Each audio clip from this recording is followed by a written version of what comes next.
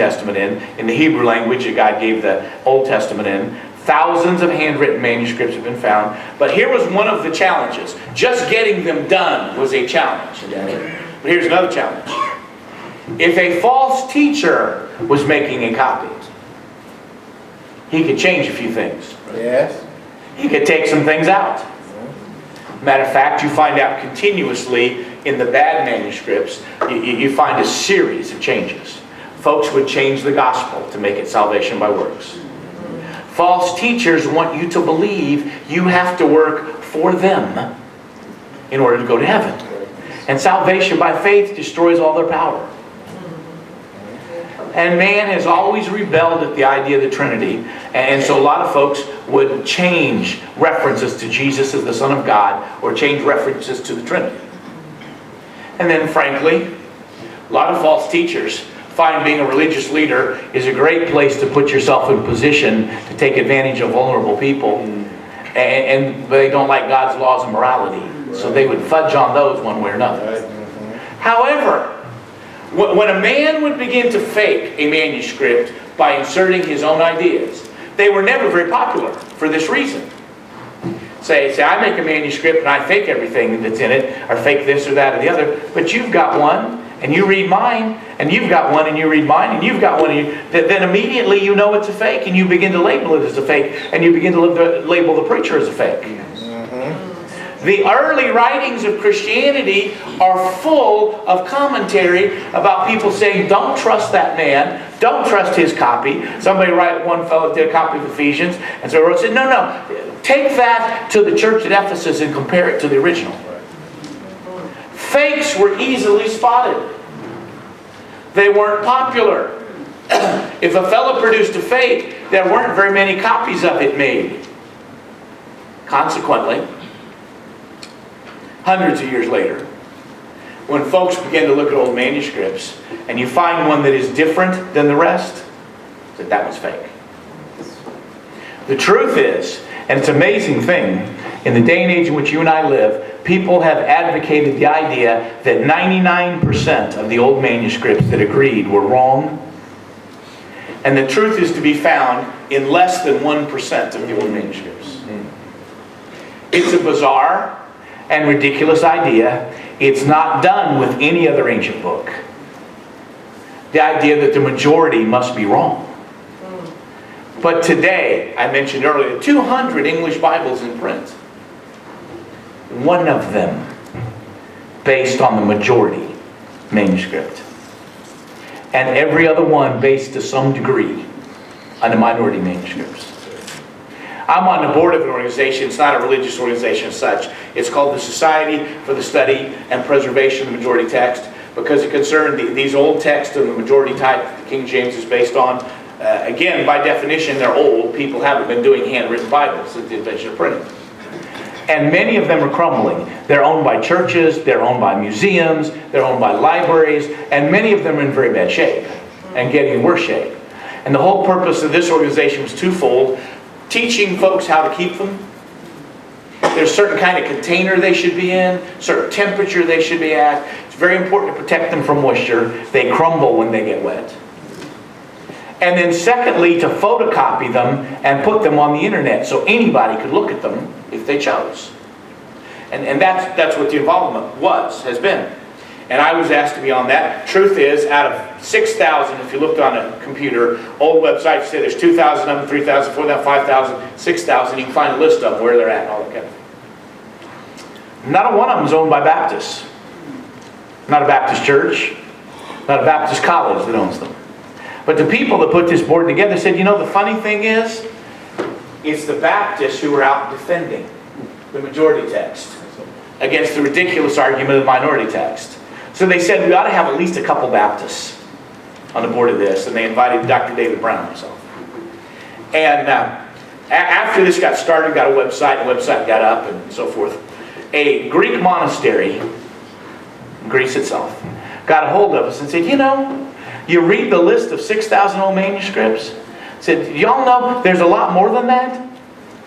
We have another 1,100 that's not on any of the lists, just in our monastery alone, and there's other monasteries with thousands of these. said, you're kidding. They said, no. He said, it's a lot more than you guys think there is. And then they said, they started talking about this a little bit, and people began to want to go see theirs. And a lot of these old monasteries would have a separate building that is just old manuscripts. And they'd have another separate building where you read them called the reading room. And they said, we've got 1,100, and some folks wanted to go see them, and they said, we can't just let a flood of people in here. So they asked us to be their representatives to pick who gets to go see those. And there's an organization in the United States, headed by a fellow named Dan Wallace, whose goal is to promote the minority text. And they make fun of all of us who believe in the majority text. They write books against our position. They criticize some of us by name. When they heard about this, they got a hold of this monastery, and they said, we want to come see these. And they said, you'll have to ask these people. So they had to ask us for permission to go look at them. So they decided to have a meeting between the two boards in Chicago. I'm pastoring in Chicago at the time, so that's really a convenient place for me. And so we got a table in an Italian restaurant, and there's all the guys in their organization on one side, and our guys on the other side, and we're talking, and they're saying they want to go see these, and how important it is to be scholarly, and how all this stuff goes. Sitting next to me is a bishop of the Russian Orthodox Church. If you know anything about the Russian Orthodox, they're very much like Catholic, very ceremonial. They have these red... Their bishops have these red things they wear. It looks like a black Catholic robe, except it's red.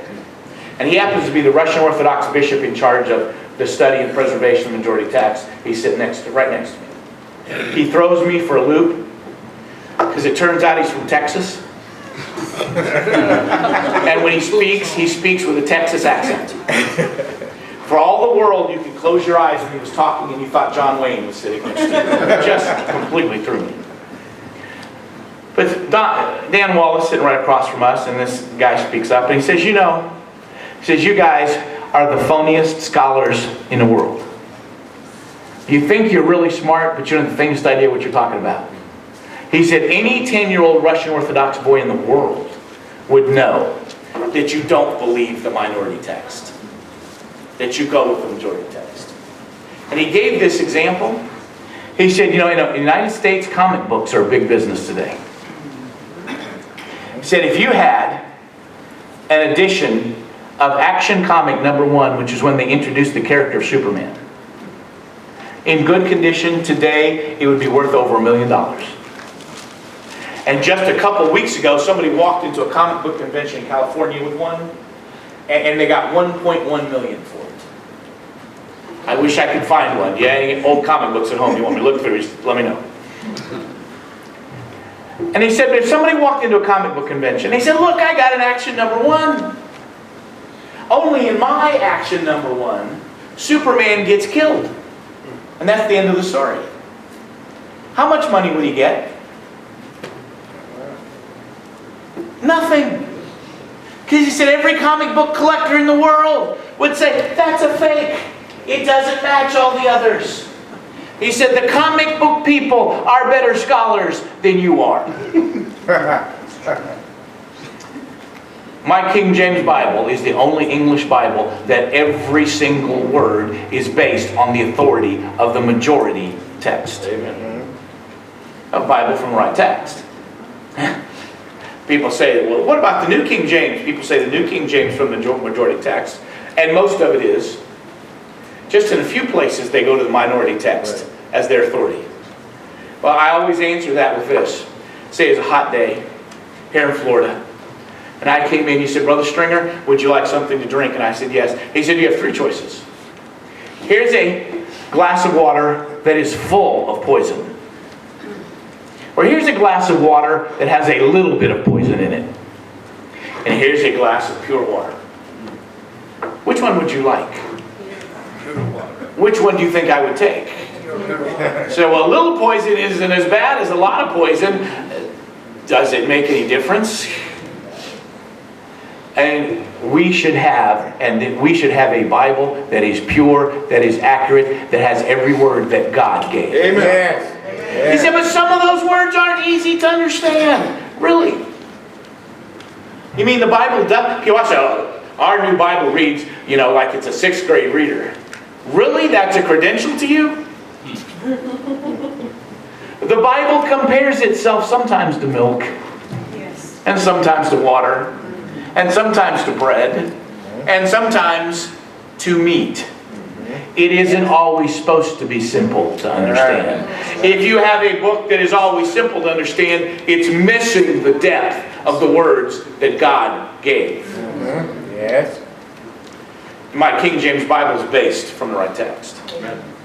Secondly, it was translated by the right men, and I mean that in two senses. It was translated by saved men. Everybody that was a translator on the King James Bible had a testimony in Christ as their Savior. That doesn't mean they were perfect. It's a fad today, go through, oh, this King James guy made this mistake and this guy did that. It didn't say they were perfect. Aren't you glad God uses imperfect people? Yes. Yes. Of course they weren't perfect. If they'd been perfect, they'd have left the Church of England and become Baptists.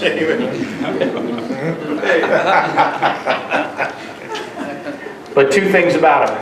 Every one of them had a testimony that he was saved. God uses imperfect people to do His work, but He uses saved people to do His work. Yes.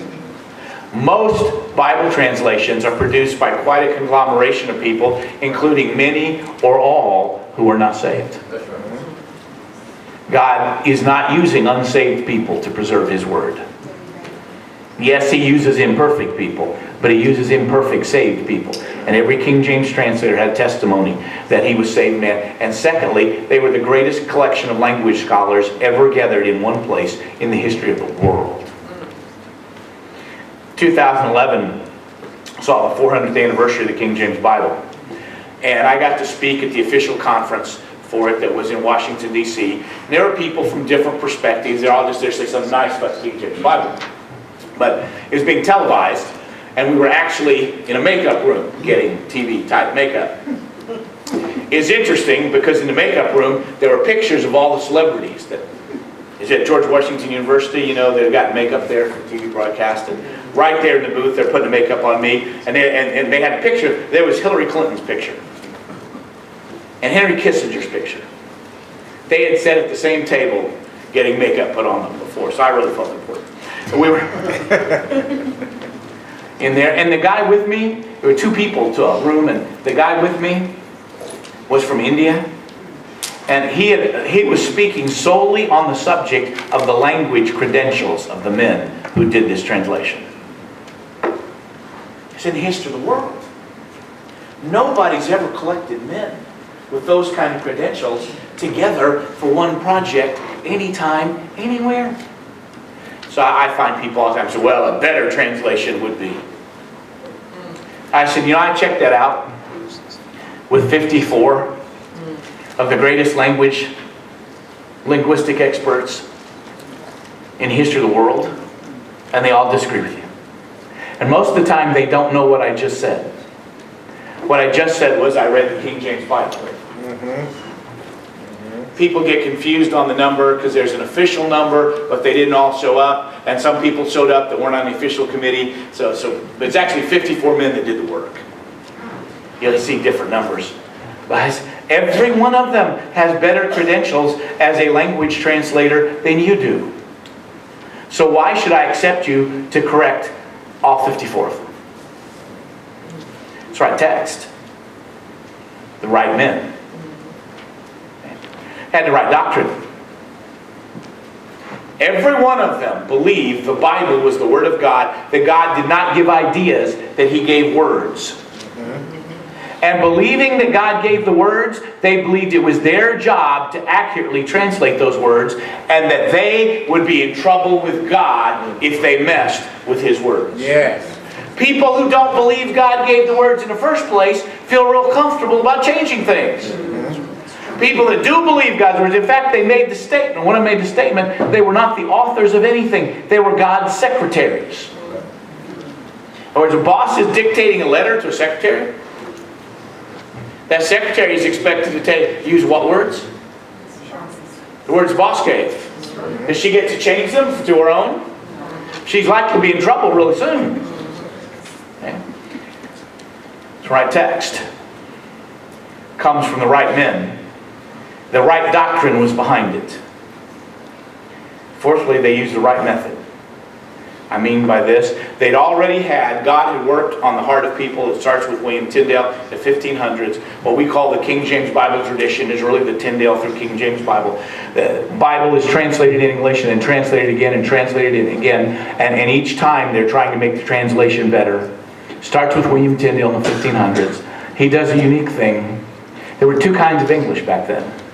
There was what was called educated English or legal English, and the English of the everyday person. Tyndale translated the Bible into everyday English. By the way, what's called legal English only exists in one element of English-speaking life today. That's in legalese in the courts. You ever tried to read a legal document? All the weird wording, using 10 words when you could have used one word. That was considered, at the time the King James Bible came out, that was the language they used at the universities. It was considered the language of the elite.